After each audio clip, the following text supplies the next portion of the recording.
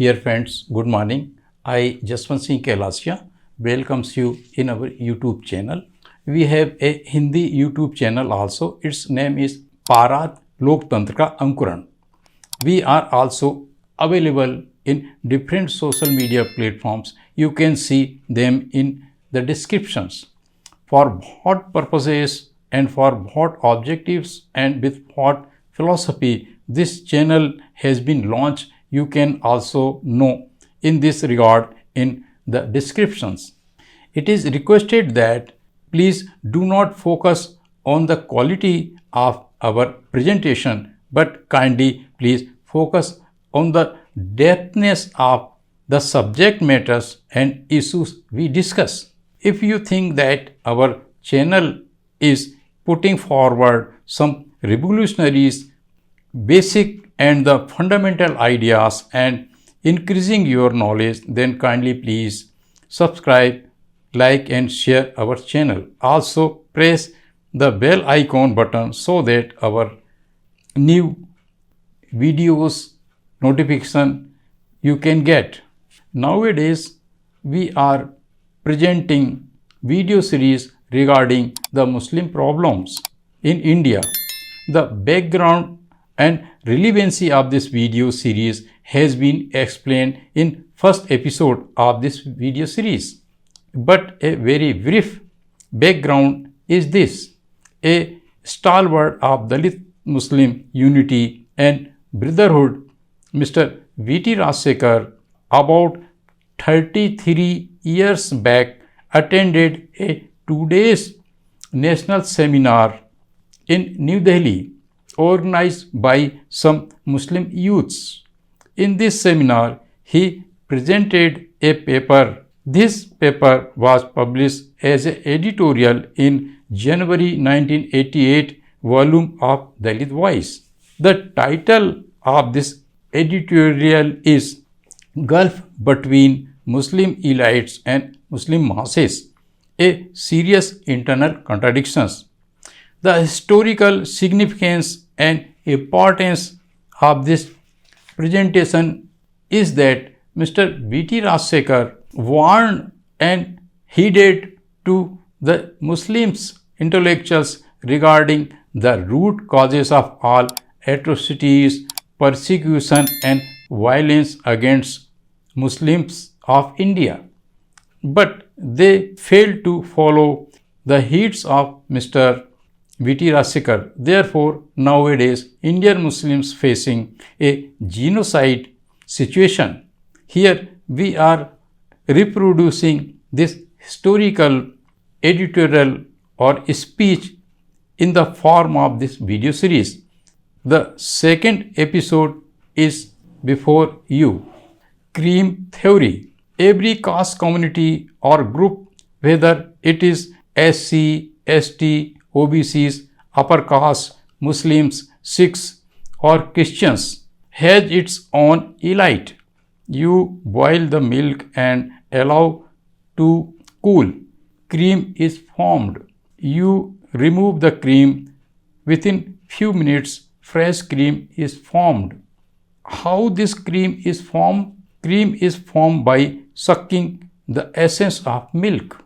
It is from this ice cream is formed. Ice cream is richer than milk. In human society, cream is formed by those living on the sweat and blood of the masses.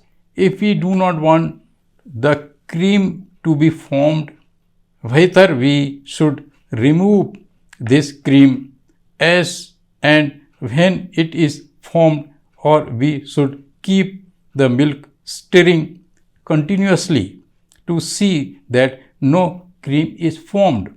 Such a cream exists in all societies.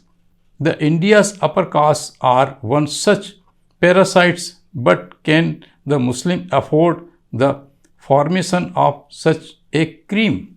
Does Islam permit it? Till very recently, we did not know that such a big chasm exists between the Muslim masses and the Muslim elites. This indeed come as a big shock to us as we sat through a well-organized two-day seminar on Muslim situation in India, held last year in Delhi by a group of intellectuals. The organizers of seminar are a set of committed youths, and they have been able to collect fairly good number of experts on different aspects of Muslim problems. This writer and the head of the Department of Buddhist Studies, New Delhi University, were the only two non-Muslims in select gathering. That the seminar was inaugurated by a top Muslim economist of international repute, Nijatullah Siddiqui, a King Faisal Award winner. India has only two such people, the other being India's top Muslim divine Maulana Hassan Ali Nadwi, and a professor at a Saudi Arabia university, and attended by a couple of Indian Muslims scholars in foreign countries, proved that the organizers meant businesses. The proceedings of seminar is expected to come out as a book and will be available as a document. Of this, the paper of Dr. A.U. Sheikh, a noted educationist of Bombay, Professor Abdul Rahman, a lecturer in Madras, and Professor Sangsen Singh, Buddhist scholar from Delhi University, were already published in the Dalit Voice. Fight or Die. No doubt, the paper and the discussions fully reflected the utter sense of fear and helplessness of the Muslims. There is no doubt that the Muslims have been driven to the wall, and there is no even a centimeter space for them to go back. Either they have to perish or they must fight back.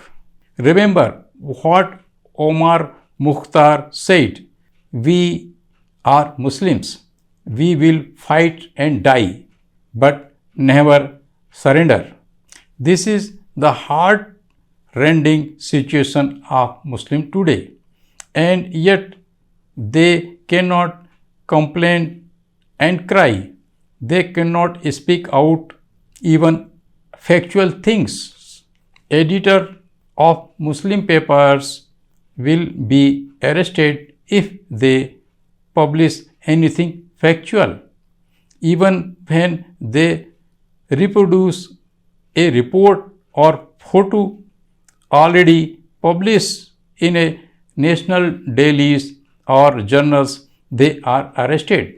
In many parts of India, it is the Hindu police sent to protect the Muslims, which is the cause of the violence against them. Malai is the latest example, and the Amnesty International report indicated the UP government for this Muslim and already branded anti-national Pakistanis, and because of this non-stop media propaganda against Muslim, every Hindu mind is prejudiced against them. They have none in administration, police, judiciary, or in press. Their representatives in legislature are mostly stooges. Sayyid Sahabuddin is one such lone voice, but the Muslim elites have almost deserted him. We have exhausted all word on Muslims. The government, however well mentioned, is helpless. The government, however well intentioned, is helpless because the Hindu police and bureaucrats are disobeying government order to protect the life of Muslims and their properties. UP's notorious PSC is the best example. So much so, the government is being forced to call the military, the Muslims having lost confidence in the Hindu police. What can any government do when fascism grips a society?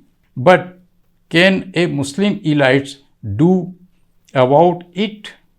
Are they able to save the situation, avert the danger? No. Why they cannot? Because the elites are not so much the victim of this situation, though they too are feeling the pinch to some extent. It is the Muslim masses who are the worst victim of anti-Muslim riots. Dear friends, with this we conclude the second episode of this series. Thanks for being with us and viewing the full videos. Again, Namaskar.